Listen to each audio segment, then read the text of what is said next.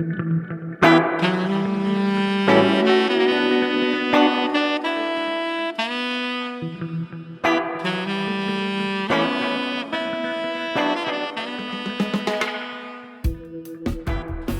listening to the Speaking Tongues podcast. I'm your host, El Charisse. Each week, I sit down to a conversation with multilinguals where we discuss and celebrate language, life, and culture through our own perspectives. Episode 120, Speaking Duala and Abo.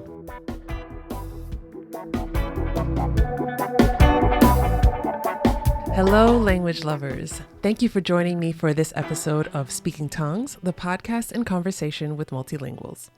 This week, I'm joined by Diane and Epée, architects and co-authors of The African Dwelling from Traditional to Western Style Homes, about their languages of Duala and Abo. Diane and Epée are both polyglots with many languages spoken between them, and this was an exciting conversation for me to hear them switch so effortlessly between several of them. In this episode, Epée explains naming traditions in Duala and how he was given his names and several other names he's been called throughout his life. We learned the similarities and differences between Duala and Abo and which other language Abo has more in common with.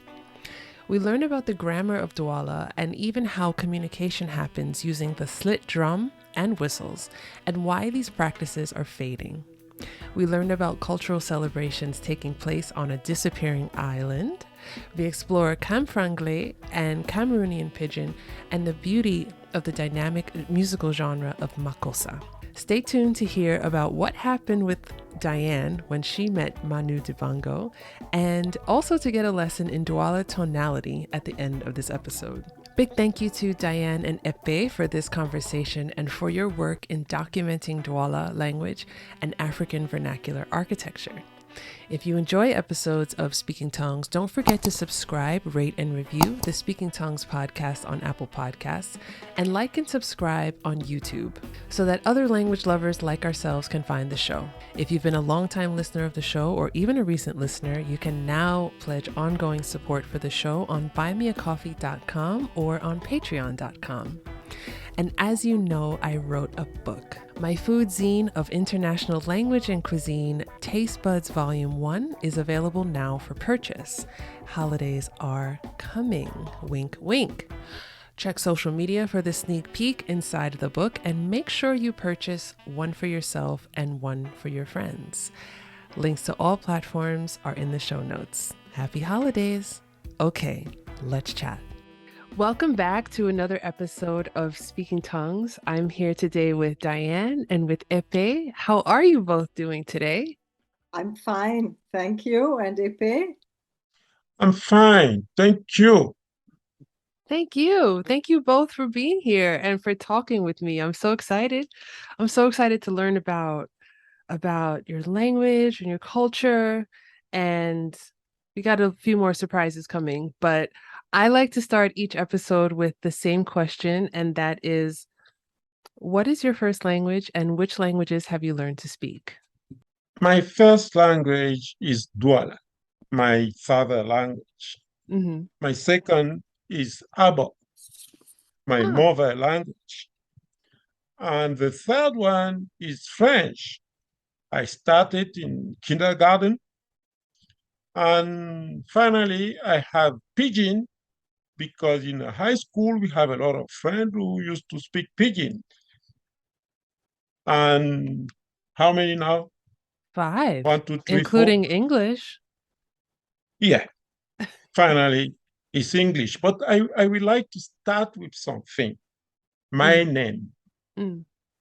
My name is Epeyelo Nganjo Eyango. Ya Eyumebela Kanyepeye. Why I'm doing this? We didn't have ID, and the only way to be recognized anywhere you go in the area of Duala people, you used to give your name the way I did it. My name, my father name, grandpa, and so on and so on. This is the reason why, to introduce myself to you, I have to do it the way I did it. What is your name? Epée lunganjo yangu ya eyumebela kanyepe. Wow. If I go somewhere in another area of Duala, they have my grandfather name, my grandfather name, and immediately say, oh, you're my son. Huh? I'm your son? Yes, because your grandfather was my cousin. This is the way. And Wow. it was the only way to stop a kind of union between family members. If I go to France, what's your name? And somebody gives me the name, it's like, it's not working because you are my cousin. So it was our ID. And when we used to be young, you have to know 7 levels of Yeah. your name. Gosh. Yeah, it was like that. And in the river, if you give only 6, you drink some water. So this is my introduction. Now you know my name. Now I know your name. Yeah. Thank you for that. That's so fascinating. How about you, Diane? What is your first language and what have you learned to speak? Well, even though nobody wants to believe it, my first language is English. I was born in the States, although my grandma did speak to me in Arabic. She was originally from Syria. The family immigrated in 1900. After that, when I left for Lebanon when I was 5, I learned to speak Arabic, not too much to write. Because again, just as in Cameroon, there are the effects of colonialism, and I heard your other guest who teaches Lingala talking about the effects of colonialism. My father was also the result of colonialism, and he did not think Arabic was important, so he pulled me out of the school where I was learning Arabic, unfortunately. When I was 9, we moved to Morocco, and he put me in a French nun school, so I learned French. And then we did a few more back and forth moves. And at one point in French junior high, I started learning, I took German and then I took Russian, and then we moved to Germany, to a German high school where I got a lot better at German, although it's not as good as my French. And then much later moved to Cameroon, where I attended 2 years of Duala school. And that was a revelation, a real revelation, because it was completely different from Latin languages, a little less different from Arabic, but I didn't really know the structure of Arabic. And I had a very good teacher whose name was Epée also, by the way. And then I learned, a few words left and right. Epé's grandma was, of course, from Abo, and she got upset at me for not learning Abo. And I told her, listen, I'm learning Duala for you, because she didn't speak French, she didn't speak English, she spoke some Pidgin. And I said, it's for you, I'm learning Duala. How can you complain that I'm not learning Abo, which is spoken by like 5 people? So yeah, now I'm trying to learn a few more, but Okay. yeah, I do love languages. Neither of us, we do need to specify, neither of us is a linguist, but languages are of interest because they are the door to a culture, as I think you well know. Yeah. So for my listeners keeping count, this is maybe 11 languages between the two of you. That's impressive. Oh, this woman is polyglot. I think you two are polyglot, Epée. So, for the story, to learn Abo, I was around how many? Maybe 3. My mother decided to not speak Douala to me anymore. So it was like, okay, Bolamba Madiba, give me the water. I don't understand your language. So it was a boot camp to learn Abo. So a few weeks, she can tell me, bon and pork. give me the salt, and that's it. I didn't have a choice. This was so. This is the small story, but after that, everybody, all my brother and sister, speak about voila, voila. Voila, voila. And I've always found it wonderful because, Epée can speak Abo along with our friend Jean-Jacques, who is an attorney, but also traditional chief of an Abo village. And, he can speak with the best of them thanks to his mother's stubbornness. And I admire her very much for that. And some of these Abo mothers they're really incredible because we knew a family where the dad was from the north, so very different culture, very different, complete, Muslim, northern, Fulfulde, very different everything. But all the kids spoke Abo because their mom was Abo. That's very interesting. I want to get into this. I'll forget if I don't ask you now, but between Duala and Abo, how different are they? Is it very different? Are there any similarities, either in the tone or the vocabulary or the structure of the language?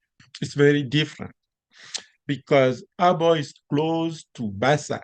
One old friend told me is that Abo people originally is not Abo, but Bankun people was the last one to come from Bassa area where Douala people start. So they are speaking, when they are speaking Abo, is so close to Bassa, but it's far away of Douala. Okay. Well, what I would like to specify during that, I have the outside view, and I went to a local Jesuit high school evenings to learn Douala, but they also taught other languages. They did not teach Abo because it wasn't one of the main languages of Cameroon, but they did have Bassa, for example. And when I listened to Abo, what I found is that all these languages have the same inherent structure. Hmm. But they sound different. And as Epée was saying, Abo has a choppier sound to it, which resembles Bassa, which is another neighboring language. But they all have the same structure. If you say, how are you? Epée, can you tell us how are you in Douala, in Abo? Maladeni. That's in Douala. What is it in Abo? Ukelache. So you see, like the K's, they don't have K in Douala. In Douala is Douala. a softer language, which makes it very good for music, which we can talk about later if you have time. We don't have K, we don't have R. The only R we have in Douala is Kiere. Yesterday. Okay. So it's the only word we have in R. And I didn't even know that. Not, I thought it was Kiele. I thought it was with an L. Kiele is tomorrow. But Kiere is yesterday. In the back. And this is the only R we have. And I got it from my father because he was a very, very good Douala speaker. Mm-hmm. So tell us how we're speaking Douala in Cameroon. And we have Douala, we have Abo. I'm sure we have other languages before we even get to colonial languages. My question is, how do we use Douala? How do we use Abo? In your case, Epée, you have one parent who spoke one and the other parent who spoke the other language. Is that typical in Cameroon? Do we see that often? Do people switch between Douala and Abo often, or do they typically stick to one over the other? This is very simple to understand. Right now, the last identifications is more than 200 language in Cameroon. Oh, wow. Now, and because it was very difficult to have a wife in your own village because the relation is so close. Mm-hmm. We're supposed to have 7 generations before you married somebody. Yeah. So all the time, people used to go to another village. For example, we have one situation in the center of the country. We have one side, Bassa, and the other side, Ewondo. So you can find Bassa name in the side of Ewondo. At the same time, you can find in the side of Bassa the name because it's the road who separates both of them. And they just married from one side to the other side. And when administration come to ask for taxes, they just run and go to the other side. You cannot have a difference.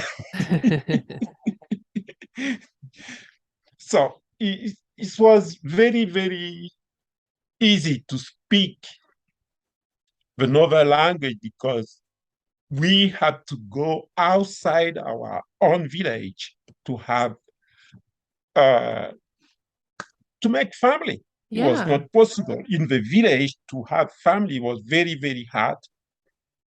But now I don't know how much, but it's more than 11 generation now.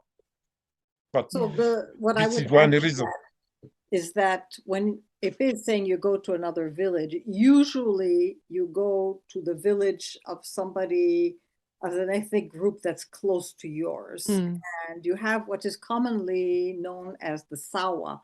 The Sawa are the coastal people.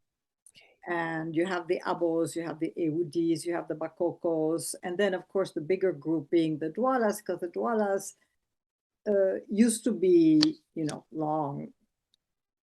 long time ago, used to be relatively powerful because they were right at the estuary and they were the first people that the Portuguese found when they first arrived on the shores. So they don't usually, you will not find that often a Duala marrying an Iwondo from the center of the country or a Bamileke from the western part of the country. Of course, there are intermarriages. I mean, just like other people marry across continents and colors and everything. And that case I told you about where the mother was Abo and the father was a Muslim from the north, that's very, very rare, but exists. And I'm sure as time goes on and you have cities and people are mingling much more, it's going to happen more and more. Diane, what was your experience when you first came to Cameroon and you decided you want to learn Douala? What was how did you find that experience of learning the language for the first time? And how long do you think it was before you started to really feel comfortable communicating in Douala? Well, unfortunately, I'm still not fluent. When I was living there, I was able to take care of myself for, the kitchen, the market, things like that. When people would get going on a big family argument or discussion, I would get lost. But what was really the most interesting for me was that, like in English, it's usually the ending of a word that shows if it's singular or plural.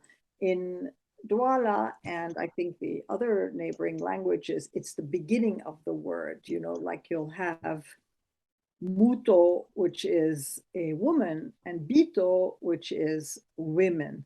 So, and then what happens is that in one sentence, that first prefix will then continue on almost every word of the whole sentence. And that's where it would become terribly confusing for me when I would be listening to people speaking fast. And all I would hear would be like mama, mama, ma, or ja, ja, ja, ja, ja. And I'm like, okay, I'm lost. I can't go there anymore. And it had something to do with the goat.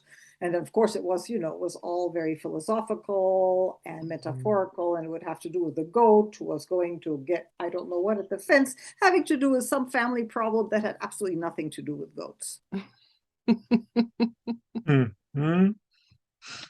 The truth is, we have in face of us somebody who understands a lot, but don't speak too much, but she can understand everything people are talking around. Mm-hmm. Mm-hmm. I wish that was true. Then I'd have stories to tell. Mm-hmm. Tell us how in Duala we form sentences. How do we use the language? How do we form sentences? And maybe what are some words or terms or phrases that we use specifically for family or for our elders or anyone in the community who is of importance? Alfred Sacker used to make the traduction of the Bible. Alfred Sacker he was Swiss, right? A Yeah. Swiss preacher who came to Cameroon and translated the Bible, and the first language was into Duala. So to make this traduction, I think it's because the structure is similar to English language or French language. For example, if I want to say Bolamba Madiba, it's give me the word. Donne-moi de l'eau. It's the same structure. Bolamba Madiba, give me the word. Mm. Donne-moi de l'eau. So it's the same order. First of all, everybody in Duala have a name of ancestor. We don't create name anymore. So if they want to name somebody, they just go and give him the name of his grandfather or his granduncle or grandmother. So everybody have a name of ancestor. And by respect, we cannot call ancestor. So what we are using is I'm the ancestor of everybody around me because I have the name of the father of Kanya, the lady who created our village. This is more than 7 generations. So everybody call me Tete, ancestor, Epée, Tete Epée. Even close friends cannot call me Epée. They call me Tete Epée. It's the same thing for, you cannot call.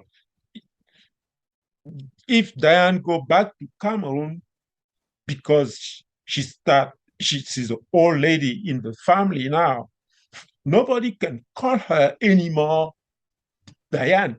They're going to call her Mama Diane.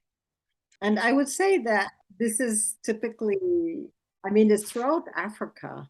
As soon as you treat somebody, even very far away from Cameroon, in a way that you're treating them, like you would a son or daughter or grandson, they start calling you mama.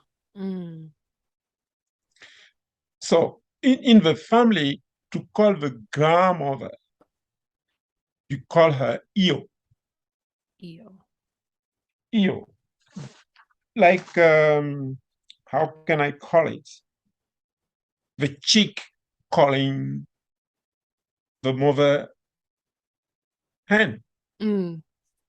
Yo.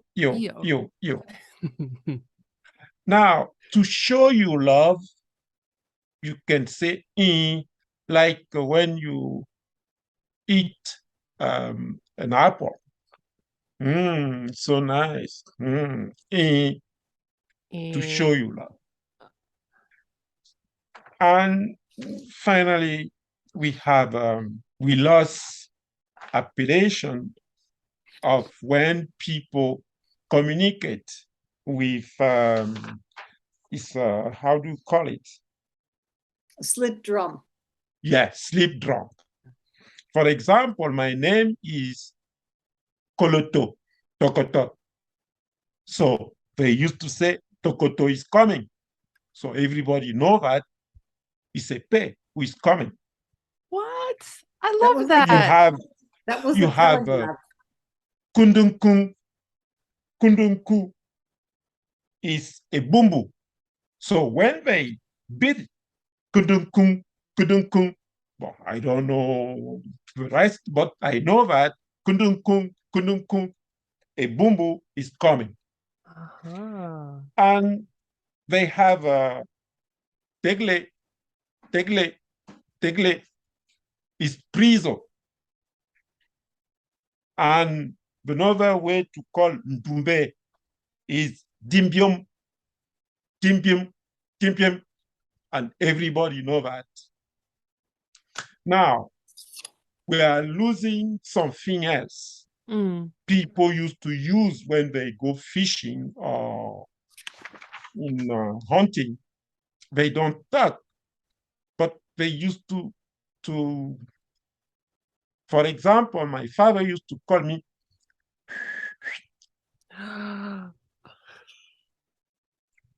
because when you are hunting, you cannot talk. Right, right. So you have to say it like it's a bird who is running somewhere, and I know that was me. And it's what, but we are losing it. Yeah. We cannot use it anymore. I never went to hunt. Why do you think that people are not doing that anymore? Because we shift totally. What we are doing now, I supposed to be in the river and fishing. I'm here. They're supposed to be to the plantation and plant some cassava, but we are here. So I think that the culture changed so badly that we are losing all these kind of beautiful thing we used to have, but we cannot have it anymore. Who is going to communicate with Diane? How do you call it again? With a whistle? Yeah, who is going to do it? We have telephone. Oh, the slit drum. Yeah, no, Yeah, right. but who is going to do it? Nobody. We already have telephone. Yeah. And I went fishing only twice all my life with my grand uncle, Dibunje, who was the chief of one village. But only once. Yeah. And I can tell you that it's not easy to to sit there and no. But yeah. I'm not a fisherman like my grandfather. So how can I use it? Okay, but I can give you a name. I can, the next time I'm going to call you Sisi.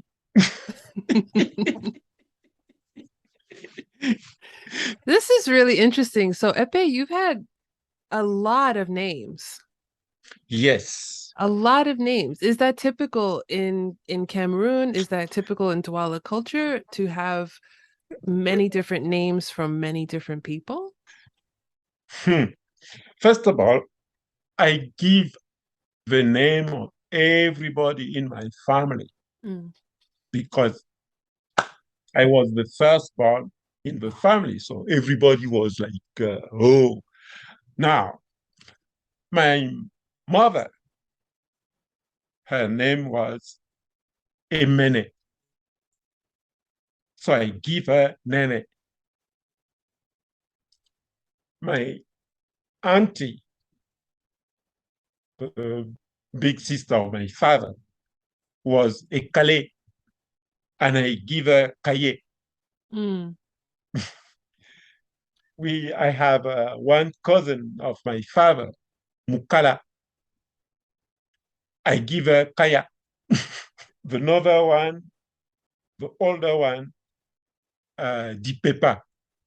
I give her Pepa. And everybody got this name. Okay, so maybe Diane knows something else. Well, there's your father, whose real name was Elong, but he was called Bayoyo. because I don't remember who was unable to pronounce Elong. This was Bill, my young brother who gave him the name. Everybody in my family used to call me Tete. Tete. So this is the name I went to kindergarten with. But when I reached kindergarten, they start calling me Epée. But it was not originally they called me Epée. And the lady started calling me Epée. So I came home and asked my father why the lady is calling me Epée. But it's your name. No, my name is Tete. So this is the third name. Epée is my third name because I got Tete, Epée, and Epée. So I was so confused. Yeah. And the Frenchification of his name. And, you know, so everywhere he went after that on his passport, everything, becomes Epée. In the old days, normally every person had their own African name. They didn't have like a family name. Nowadays, a lot of people they just use one name and the whole family has that last name and they have a Christian name as a first name.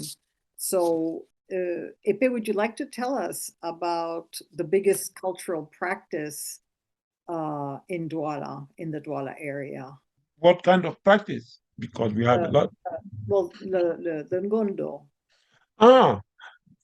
Yes, we have every year this big celebration. Celebration. They call it Ngondo. But in reality, it's not the Ngondo, it's Ngondo. Because the name comes from one island. I say it in French, in marée basse. During the low tide. Who appear in the Vuri River. And it's where all Duala chiefs used to go and talk because they do not want people around to understand what is going on.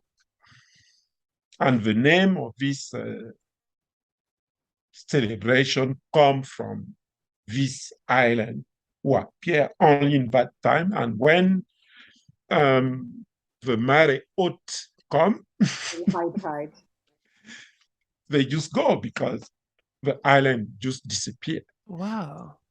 So Ngondo is, I saw it 2 or 3 times. It's like somebody, when you are far away, it's like somebody who sleep on the water. You just see the back. This is the reason why they give him the name Ngondo.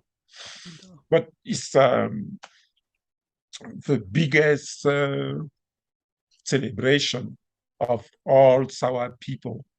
And the most noteworthy part of it are the boat races, the rowing boat races. They're really fantastic. And when I returned to the States, I suddenly remembered those races after I saw the Hong Kong rowing.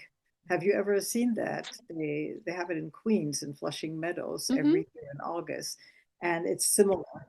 Have one person and it's a really, really fantastic sight. It was not the boat race. In reality, it was because all Duala people are on the river. And I will say every village have 1 or 2 or 3 boats for defense. It was our boat to go to war. Yeah. So in 1921, when French came, they stopped the fight in the river. And this became a kind of folklore. But in reality, it was a boat for war, to go to war against. And we have another one, a smaller one. They used to call it the boat, I will say the boat of peace. Boloba Mengu, the boat of siren, because when people used to fight, people was dying, and when the ladies and women of the village see that, they see a lot of people coming in the beach dying, they have a small pirogue. A dugout. Yeah. And what they used to do is I'm going to describe it in French so Diane can give you an idea. Alors, elle portait les feuilles de palmier ou de bananier pour cacher le sexe et se saupoudrait de cendres et montait dans la pirogue. So I'll start with that part. They would cover themselves with either palm leaves or banana leaves and would throw ash powder on top of themselves, and they would get into the boat, the women. So when people who are fighting see this boat coming, they just stop. Because in the boat, they used to bring in the grandmother of another side. So both of them have parents, women in the boat, Wow. and you cannot kill your grandmother. Yeah. So when it was like that, when this pirogue go to the scene or to the battlefield, they just stop. Because in reality, men are losing soldiers. Only women are losing children, men. But we men, we are not losing a child. We are losing a soldier. Yeah. And when they decide that enough is enough, they just stop it. But another thing is that they was naked. And they had, I will say, one weapon. It's a malediction if you see your grandmother naked. First, the men did not want to see their, most especially not their grandma. Right. If she stand up, this could be bad. So this was the way they stopped all this kind of war. So it became symbolic folklore, but this is the reality. Yeah. Oh, wow. That's really interesting. This is really interesting. So I'm going to switch gears for a second. I have this book that I got from the library. I showed you, Diane, but I started reading this book a long way from Duala. This book, in the beginning, there's a note from the translator about Camfranglais, a hybrid language of French and English, French, Pidgin, and local languages. And there's a whole glossary here in the back of terms that are scattered throughout the book. But my question is, as far as language and using language, especially when French comes into play, how do we mix Duala and French, or Abo and French, or with English? Like, how do languages get mixed? Do people mix them all in the same conversation or in the same sentences? Does that happen often? First of all, I told you that we shift culture. because we went to agriculture, culture, to everything you see around. I'm going to say something, Duala, and Diane is going to try to make a traduction. Weleda Otebedi. Otebedi is on the table. I don't know what Weleda is. Put the food on the table. Okay. Weleda. Okay. Otebedi. So, Weleda Otebedi. Tebedi comes from table or table. Table. Sumamboti Okabati. Move clothes from the closet or the cupboard. Kabati.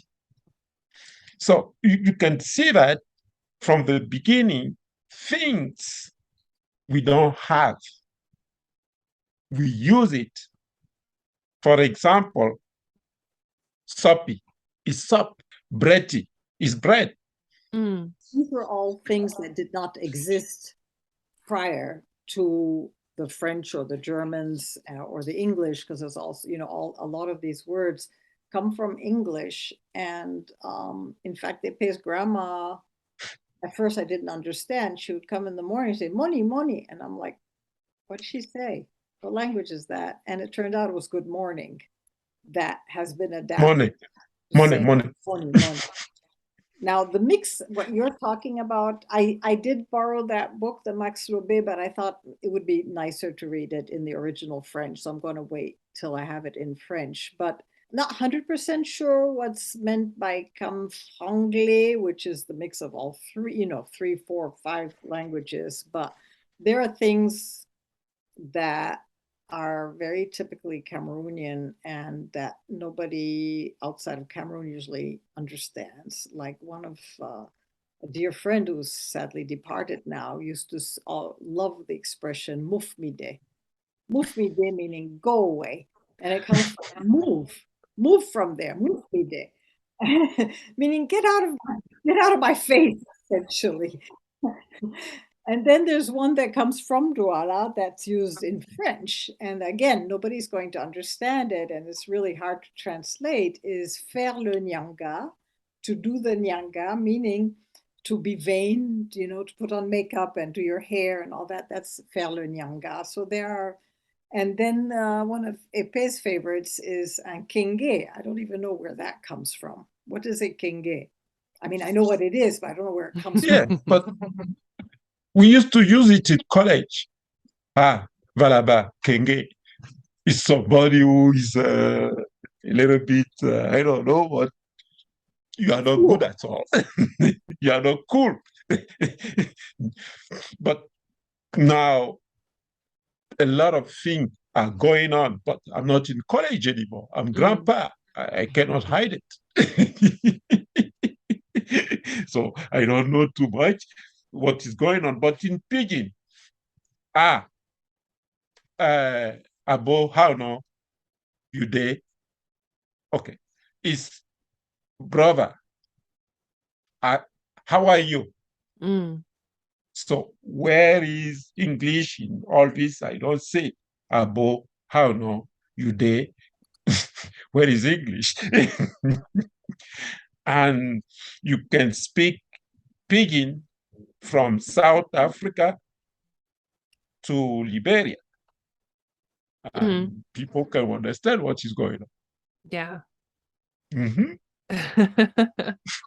I love pigeons because I think that they, I love to see how they develop and how, specifically with ones that involve like English, because even when I hear them, I can hear where that may have come from. Like the one that you just used and you said, what was it? You said, where they, or say it again. How no, brother? You day. You day. Like that to me sounds like, it kind of like makes sense. Like, where are you? Like, are you there? Exactly. Like, how are you? So and I just think it's so fascinating how language can do that and how I have no exposure to Pidgin spoken in Cameroon, and it makes sense to me. No, if I ask somebody now, hey, my sister, how no, you day? You are going to tell me, yeah, my brother, a day like cannot day, but a day, yeah. I think that is a language in progress Mm-hmm. Yeah. because it's more easier to speak English when you to speak Pidgin when you go to our Anglophone area Mm-hmm. than they call it grammar Yeah. because a lot of people don't speak grammar. So it's more easier to speak English, Mm-hmm. to speak Pidgin. Yeah. Mm, Another Sabi say you talk Pidgin. Another Sabi. Now I know. But I was in for a surprise because I did not understand Pidgin. It was more different from English than I thought it was going to be. And later, once you start understanding the structure, then you start seeing where it came from which English word. But the first time you hear it, it's very difficult to understand. Mm. Yeah. For Epé's grandma, as she didn't speak English or French, if a vendor came and wanted to sharpen knives or whatever, she would speak to him in Pidgin English. Oh, she probably got a better deal if she did. Oh, for sure. Well, what other language Always. was he going to use? Because he probably did not speak Abo or Duala. He Mm-hmm. spoke, I don't know, maybe Fufulde or Bamileke or something like that. So the only common language they had was Pidgin English. So I understand that you both have co-authored a book. I want to hear about the book, and I know that you both have a design and architecture background. So I'd love to know, let us know what the title of the book is and what it's about and why we have the need for a book like this. So the book was written over many, many years, if not decades, and it stemmed from Epé's desire to at least put into writing, viewing that originally, many African cultures are verbal, so nothing is in writing. And he used to travel a lot to Western Cameroon and speak to many chiefs and traditional, people over there. Um, so he gained a lot of knowledge, not only about Douala and coastal housing, but also Western Cameroon. So that's the main focus. The book is called The African Dwelling, from traditional to Western style homes. The original was in French, where we still use the word hut, but we avoid that now. We changed a lot of wording in the English version because, things change. There are words you don't use anymore. And it was really important to speak about traditional homes. And there's a lot of vocabulary. Once again, there's language and vocabulary that does not exist in any other language than the original language, of all the different types of houses, how a family compound was structured, how a family, how a village was structured. For example, neighborhoods in Douala were named after women, even though it's a rather patriarchal society. But as men had often several wives, each wife would have her area. And now the neighborhoods are named after the original wife who started that part of the family. Wow. And that's quite extraordinary. I don't know anywhere else that has it. Probably exists somewhere, but that's, for me, that was really important. And of course, the housing, the way it used to be built, it's difficult to keep it up now. Especially as especially in Douala, the climate is incredibly humid. So if you're going to make a thatch roof every couple of years, you're going to have to do it again, and people can't do that anymore. So people are going towards concrete and corrugated iron, aluminum roofs. Um, Even wood is not used very often Mm. because, again, wood has become very expensive, even though, I mean, if you come by plane over Douala, it is just a sea of green. Um, But it's so green, but it's just also so incredibly humid. So people they make their concrete blocks. So all of this is being lost again. Another thing that's being lost, and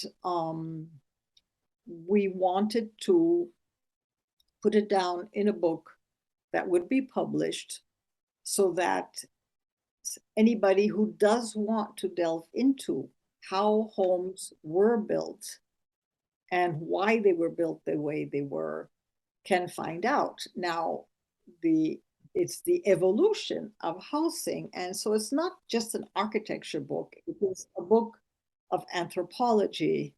It's a book of how society has changed.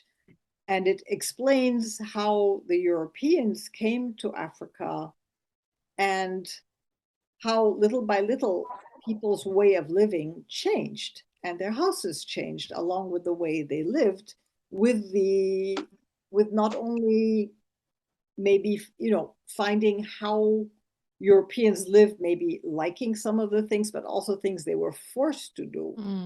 For example, in Duala, there were no streets. People lived around courtyards. You would go from one side of the village to the other, going through courtyards. And one of the first articles that Epée wrote for Présence Africaine back in the 80s was about the change of funerals, how funerals are held. The Europeans forced Douala to become a street city, a city with streets. They chopped everything up, and now you don't have the courtyards anymore connecting one part of now it's a city, of course, of at least 4 million inhabitants, with a lot of other people who are not Douala, sort of like New York. So now what happens is that when there is a funeral, people still want to hold their funeral the way they used to, and they can't. So they block a street. So here you are in your car trying to get from one side of the city to the next, and you find yourself stuck because there's a tent across the street with chairs and people sitting in there, and you're not going to be able to go wherever you wanted to go anytime soon because they have to have the funeral. And the sitting, like Jewish people sitting Shiva, it lasts 3 days. So those chairs are going to be there with the tent for 3 days blocking the street. And so of course now people not knowing their history, they complain, oh, why are they blocking the street? They have to find, why are they doing this? But it's because they weren't streets before, they were courtyards. And the courtyards are gone, but people still want to have their rituals. Wow. So these are all the things that are described in the book, and with some explanation as much as possible.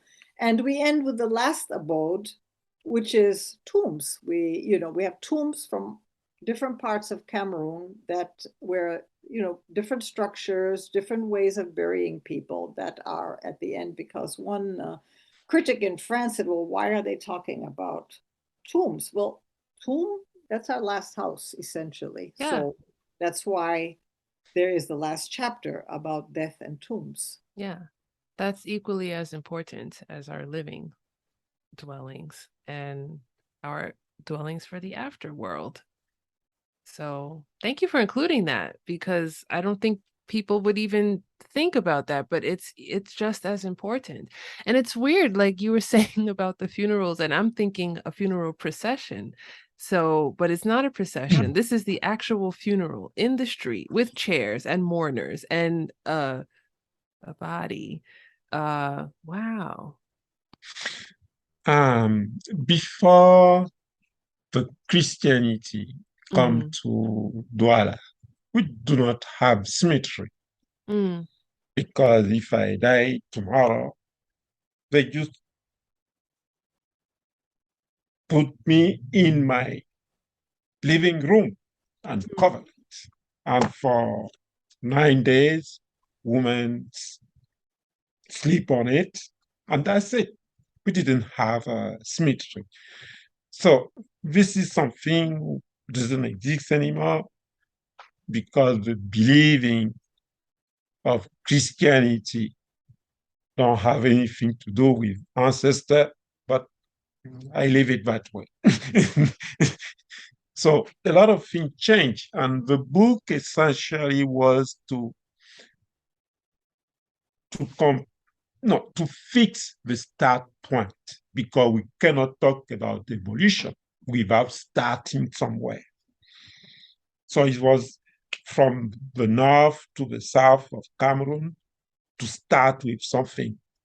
I think it's really wonderful that you've both written this book and you've put emphasis on that, and you've put something out into the world that can be preserved and can be studied and can be understood by architects, by designers, by architecture and design enthusiasts, and people who are interested in history. Because if you don't preserve it, who will? So I think it's really wonderful that you've taken this opportunity and put the effort into writing this book. I would love for you to let us know where we can find it, where it can be purchased, and in what languages can we read this book in? The original French book came out from Rive-Neuve, a small publishing house in Paris. Right now, they don't have many left. Most of them are now with Epée because they changed ownership. So, they've been sort of going in a different direction. Here in the United States, it's McFarland Publishers. So you can either get it on their website or through Amazon. Amazon is a little strange because sometimes you find it, sometimes you don't. I found the original French book for $900. I have no idea. Yeah, there are some very bizarre things on Amazon, but Wow. I have no idea. I mean, Ah, you can get it for $35 to $50 depending on shipping, wow. So yeah, that was very strange, and I never got an explanation. But here the African dwelling, because it had to be in English. Unfortunately, many countries will not.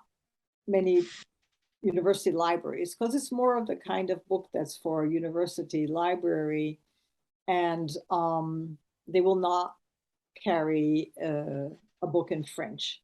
So now that it's in English, you can find it in many more countries. I try to keep track. I know it's in Germany, you have it in South Africa, you have it in, a bigger Holland, I think. Anyway, more people and a lot of universities here in the United States, because it's the kind of book we needed when we were students. And there were a few of them, and we referred to these books in our bibliography. So for me, it's the kind of book that should be in every architecture department in a university. There should be also an anthropology Yeah. department, because it's also anthropology to understand humans and how they change the way they shelter themselves. And I would shout out to McFarland for taking us on. So I will include a link to this book in the show notes for this episode so that people who are listening and want to buy a copy can click and buy it right away. Perfect. That would be wonderful. It's so exciting. Voilà. So, I don't remember I think maybe Diane, you mentioned maybe Epée, but one of you mentioned music. Yes, music. I mentioned it because Duala is as we mentioned, a soft language. The only other language I know that is as harmonious is French. Mm. Duala is certainly a big competitor in the harmonious sounds. And then you have, of course, Lingala. So, Epée, maybe you can explain a little bit more about the origins of Makossa. Makossa is the quintessential Duala music that became very famous, and one of the most famous who died of COVID, sadly, I know. was Manu Dibango. Um, I mean, he wrote Sol Makossa, which everybody danced to here in the 70s and had no idea that it was a Cameroonian musician. It's incredible. But so, Epée, can you tell us about the origin of Makossa? But I mean, the origin of the type of music, it was a reference, there was the influence of Congolese music. Of course. Congolese music, but I think that it comes from Cuba, Cuban music to Congo, from Congo to Cameroon. And we have for, I think from 60 to 70 influence from Nigeria. The high life, they have music for that time. They call it high life. So we have a lot of, but all this come from Latin America because I remember we used to go to see our father and mother dancing cha-cha-cha and, and so on. It's an evolution because we have Manu Dibango went from Cameroon to France and go to learn music. So he was the best and he make it happen. I know that we have in Duala songs, we have influence of Baptist church in it, a lot of them. A lot of young, no, not young, but a lot of singer of my generation used to go to the choir of choir. So a lot of them learned there how to sing. And I think we have this Protestant church, Latin American, and Congolese, the mix of all this give us what we have. With a lot of Makossa songs is that some of them, they have love songs, and the language is perfect for love songs because it is. Oh yeah. Oh yeah. So, yeah. It's interesting when you're saying that it's a soft language, and I'm thinking of Soul Makossa. And I remember I grew up listening to that song, and I didn't know that Manu Dibango was Cameroonian until I was older. But listening, like thinking back on the lyrics of the song, I remember just how soft he was speaking compared to how loud his saxophone was. It was just like really interrupting the saxophone, but his voice was so gentle and so calm, and just it was such, I remember thinking, keep in mind, I was a kid, and this is, my parents would listen to the 60s and 70s station, so they had a lot of their music. It was like soul music, music and rhythm and blues and right, all that. right. So I grew up listening to all of this, but I remember the stark contrast of Soul Makossa to anything else. Like it didn't sound like anything else, and especially his voice. Like he has this deep voice, but it's so gentle and so soft, and just compared to the the saxophone was like You're doing it very well. I was thinking, boy, I wish we could put it as a soundtrack on the podcast. You should. But Yes, I think you should refer to it because I feel really bad when people do not know that this was an African man whose song was so incredibly famous. Yeah. Yeah, but the last time we saw him in New York, Diane went to talk to him and was where Mutamkala Topor Walai. Meaning the white woman is speaking Duala. That is also the thing. Oh boy. And one of the things I really loved in Cameroon was that we could joke around about racial stuff. Even though, I mean, they had a very, very rough colonial history. And here in America, of course, many people are of Cameroonian descent who had not decided 300 years ago they wanted to go to America. So despite all this painful history, we would kid around, we would joke. And when I returned to the States, I got myself in trouble because I did not realize how fraught the conversation was over here. But it was just a lot of fun. And that his reaction to me speaking to him in Duala was just hilarious. I just want to be a little more precise. Abo is a really tiny language spoken by ever fewer people. It is, I mean, Duala is already having its own problems, of course, but Abo is on its way to extinction. And I really, hope that this podcast can in some tiny way help prop up African languages in general and Abo in particular being on the map of languages that are going out the door. Diane, don't worry about it, because recently we discovered that Abo was divided. We have another part of Abo in English-speaking country. So don't worry. Very soon, your friend Gigi, the chief, is going to talk to you about it. But keep hope. It's going on. Yeah. Don't worry. Abo exists. That's wonderful news. And I echo your sentiment. I want to share African languages, and I hope to spark people's interest in languages spoken all over Africa, in every country, in every region, because they're important and they deserve our respect as much as, any language in Europe currently has in the language community.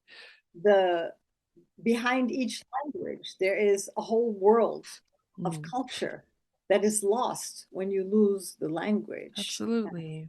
And, having now touched upon a variety of languages, you see that, for example, in each language, you'll have different ways of speaking about family. Like in Mandarin Chinese, they have all these different words for the aunt on your father's side, the uncle, the cousin, the etc. Right. And you have it in Arabic, you have it to a lesser extent. And we didn't talk about tones. Tones are important in Duala. It's not as hard as in Chinese, but if you do put the tone on the wrong part, the wrong syllable of the word, it changes the meaning completely. So the famous uncle that Epée was talking about, Dibunje, if you call them Dibunje, that is garbage, right? So imagine, he was a very famous chief. His picture is on a book written by a Jesuit priest. I mean, he was super famous and imagine if I went and said, "Hi, Uncle Garbage, how are you?" I love a tonal language. I just think that's so fascinating how something that, like, we don't, as like I'm saying we, but as an English speaker, I'm not used to tones. And then just as I'm talking about languages that are tonal, I just think it's so fascinating how this thing that I never even thought about changes. Okay. If you say manga and manga. So manga is the salt water in the river or whatever it is. Manga is lamentin. How do you call it in English? I don't know. Is it a manatee? Yes. Okay. So you have manga, a manga. They sound awfully close, really. And then don't you have How do you say onions?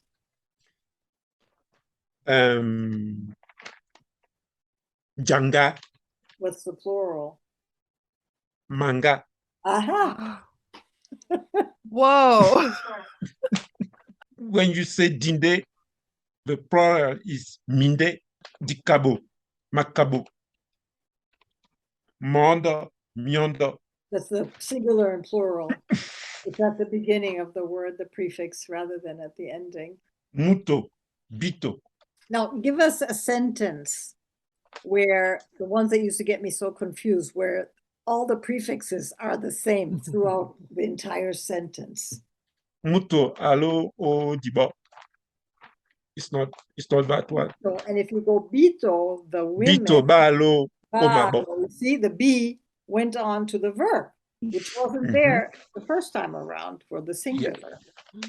And then you'll have a whole sentence with like half a dozen of these going one after the other. On that note, Diane and Epée, thank you so much for this conversation. And I learned so much and had so much fun learning from you both and talking with you both. Thank you for being here. And thank you so much for having us. Thank you. Merci beaucoup. Merci à vous. I've got to practice my French, and I have 2 French speakers here. My audience knows my struggle. I like to end each episode on the same question. So, since we have 11 languages between you two, I'm going to let you both choose what you want to do. Do you have any jokes, popular sayings, tongue twisters, idioms, words of wisdom, or words of advice to share? Yes, I would like to. And Diane is going to translate it. I will say jinjinja, jinjinja. So that is, if you sharpen a machete with a file, the machete in turn will sharpen the file too. So what it means is that if you think you're cheating somebody, the joke might be on you. 2 can play at that game. Can I try it? Try it. Say it one more time and I will repeat after you. Jinjinja, jinjinja. Jinjinja, jinjinja. Yeah. How'd I do? Manu. Anodi. Oh, that's exciting. I love to try because I want people to feel like they can try a new language without any previous experience. And sometimes I get it right and sometimes I struggle, and it's okay to struggle. It's okay to try as long as you try. I think the only way to do it is to try and not to be afraid of ridicule. Yes. It's the only way you can learn, and it's the older you get, the harder it is to learn something completely new. And it's really terrible when you say a sentence and you know you said it right, but everybody's just staring at you like,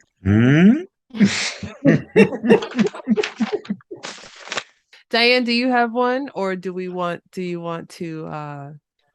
stick with that one? I didn't prepare anything from any other language, but Epée has one more in Duala with Mwenwa Wadi Wadi. Yeah. Mwena Wadi Wadi. Amadande Mjongi Mwauba. So here is, if a guest is in a rush, because usually if a guest comes over to your house, you feed them. But if he's in a rush, all he's going to get is a small chicken. Meaning that if you're in a rush, if you're not patient, you won't get as much than if you were patient and waited. Ooh. Then maybe somebody could have gone out and gotten that big chicken and you would have had a lot more to eat. So essentially it is explaining why patience is a virtue. So I think on that we will end it, and you sure need to be patient to learn a language when you're an adult. For sure. That's for sure. Well, thank you both again for this wonderful conversation. I've truly enjoyed speaking with you both. Please keep in touch. I have to come visit Cameroon. I'm excited now to like, The fish yes. And so we will tell you thank you in Duala, which is Disum. Isom wajita. Disum. Thank you very much. Thank Yango you. If el. there's one person would be Nasum or Nasum. Namasum, but Disum, we Isom wajita. So I would say Yango el. I would say Nasum because Yes, I'm one, and you would Nasum. say Nasom. because you're both. I like Nasom biyon. Jita. Nasum Biyom Jita. Jita. Ah, I love that. Now, I usually ask this on the fly, but before I let you go, after you've been having a conversation with someone for quite some time and you've had a lovely conversation, you're in Cameroon and you're going your separate ways. What is the best way to say goodbye? I will say walabam. Voila, Essentially, farewell, go well. Farewell. Walabam. voila, bam, Buam. boam, voila, boam. Wam. Voilà, Wam, Diane, Epée, merci beaucoup, merci à vous. Na- Nasom. Nasom wajita. Avec plaisir. And I will be talking to you soon. D'accord, merci Very beaucoup. soon. Bye. À bientôt. Bye bye.